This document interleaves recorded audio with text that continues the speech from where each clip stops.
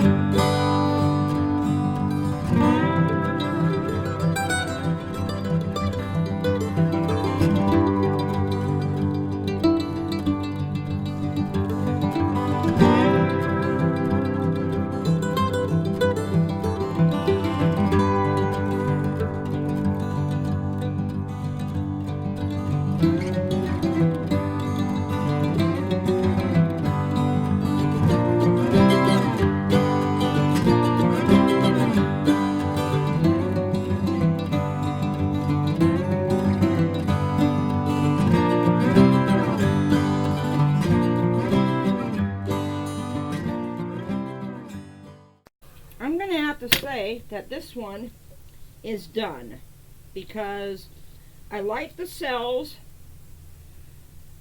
and I like the little lines that are not so organic but good enough for me. I do need to go around and clean off. Sorry about the glare, but I gotta move it over.